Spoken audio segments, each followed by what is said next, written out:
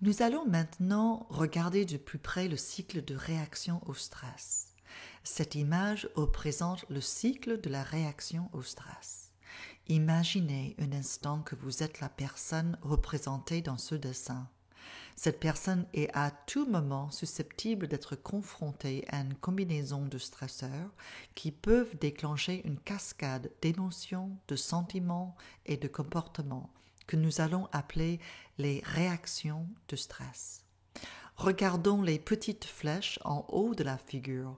Ce sont les stresseurs externes sous toutes les formes, biologiques, physiques, sociales, économiques et même politiques, qui pèsent sur nous et génèrent des changements dans notre corps, dans notre vie et dans notre vie sociale. Ils ont tous un impact sur nous.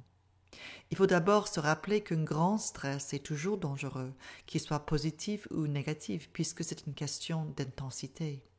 Le stress n'est pas non plus une affaire strictement humaine, un animal pouvant aussi mourir d'un arrêt cardiaque en cas de dépassement du seuil de stress maximum.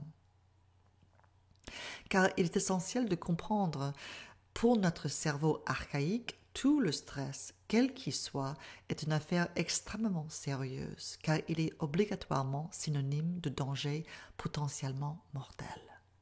Pour notre cerveau, toute élévation brutale et intense de notre niveau de stress signifie qu'on a un ours aux fesses. Et c'est bien là le problème. Quelle que soit la cause de notre stress, notre cerveau ramène toujours tout à la vie sauvage où survivre n'est pas une mince affaire. Cela dit, le stress ne tue pas nécessairement aussi brutalement et sans être dramatique, le stress peut aussi tuer à petit feu quand la tension s'accumule jusqu'à provoquer des réactions physiologiques potentiellement mortelles. Dans notre vie du monde moderne, ce cas de figure est le plus fréquent.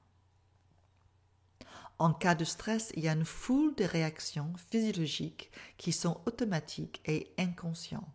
À savoir, on n'a pas besoin de penser je suis stressé ou j'en peux plus et en être même conscient avant que le corps déclenche une foule de réactions internes.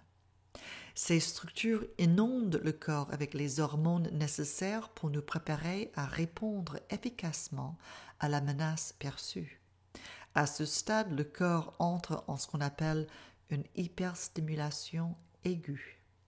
Par exemple, la pression artérielle va augmenter, le pouls va augmenter, le sang va être déplacé vers certaines régions du corps pour répondre à la menace. Cela peut se produire de la même manière si la menace perçue est externe ou si la menace est perçue comme venant de notre propre esprit ou corps par une émotion, une sensation ou une pensée. De notre propre esprit exerce aussi d'autres pressions et sollicitations sur l'organisme. C'est ce qu'on appelle les événements stressants internes. Comme nous l'avons vu, même nos pensées et nos sentiments peuvent être des stresseurs majeurs s'ils dépassent notre capacité de répondre efficacement. Même si la pensée ou le sentiment ne correspondent pas à la réalité objective, par exemple la simple pensée que vous avez une maladie mortelle peut peut-être en déclencher une.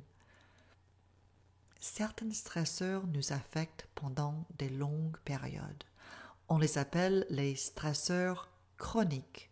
Par exemple, soigner un membre de la famille malade ou mourant est une forme de stress chronique.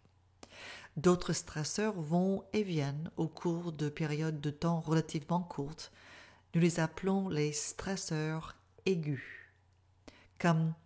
Et aussi certains stresseurs sont hautement prévisibles, comme les impôts. D'autres le sont moins, comme un accident.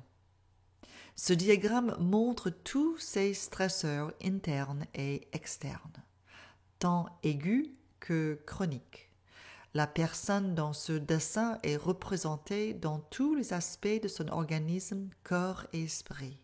le système musculo-squelettique, le système nerveux, le système immunitaire, le système digestif, ainsi que ses perceptions, croyances, pensées et émotions. Quand vous êtes stressé au point que votre esprit identifie une menace pour votre bien-être physique ou pour votre intégrité psychique, vous allez habituellement réagir d'une façon particulière. Si le stresseur est fort chargé pour vous, vous traverserez alors une sorte de réaction d'alarme automatique. Cette réaction d'alarme est la façon dont notre corps sonne l'alerte en vue d'une réaction défensive ou agressive. La réaction d'alarme nous permet de faire appel au plein pouvoir de toutes nos ressources internes dans les situations qui menacent notre vie.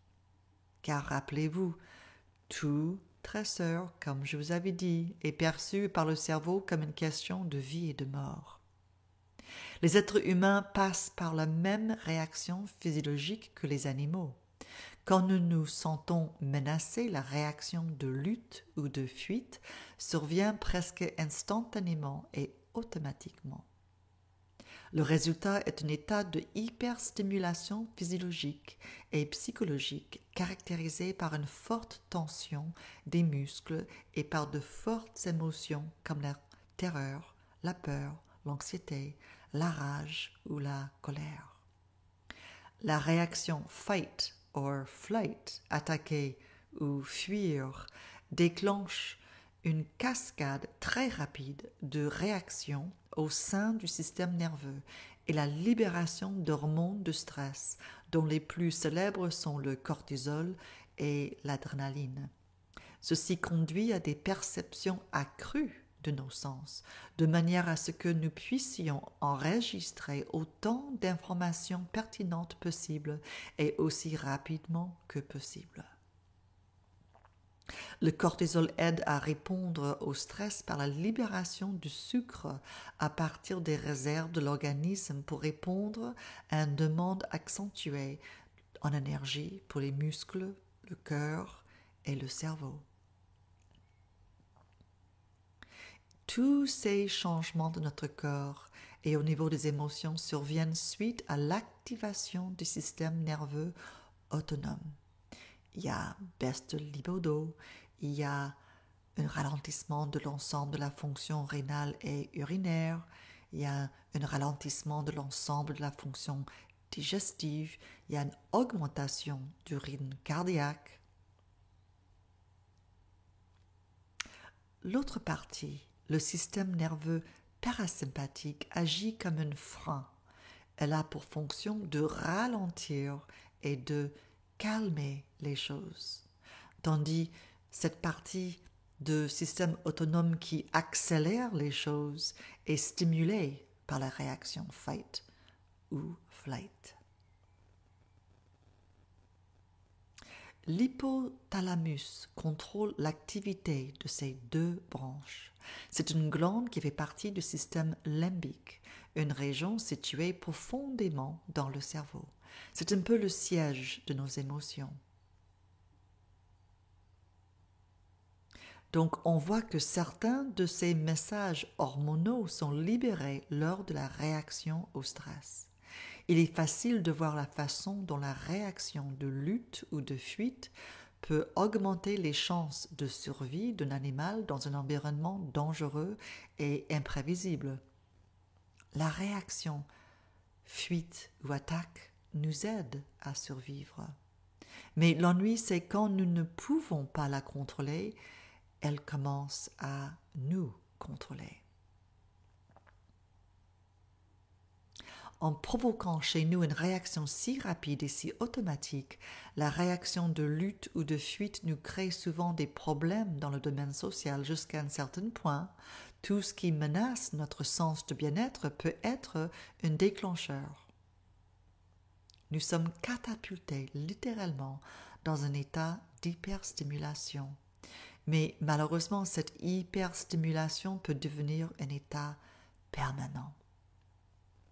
Ce cycle de réaction au stress survient parce que notre corps et notre esprit réagissent automatiquement à une menace ou un danger perçu. La capacité de déclencher une réaction de lutte ou de fuite fait partie de notre nature et, comme on a vu, peut nous aider à survivre, mais elle peut aussi avoir des conséquences néfastes au niveau psychologique, social et physique si nous en perdons le contrôle. Comme règle générale, ces processus physiologiques sont câblés dans notre cerveau. Ils sont involontaires et ont évolué pour aider à nous protéger. Ce sont des mécanismes d'adaptation naturels de notre corps. Ils nous permettent de survivre et constituent plutôt une incroyable source d'adaptation et de protection. L'exposition prolongée à cet état chronique de l'hyperexcitation va obliger le corps de monter une série de stratégies d'adaptation, et ces stratégies d'adaptation sont souvent complètement dysfonctionnelles. Comme nous allons voir, la pleine conscience est l'élément critique dans l'apprentissage de la façon de nous libérer de nos réactions au stress, dans les moments où notre propre impulsion est de sentir menacée et de vouloir nous sauver.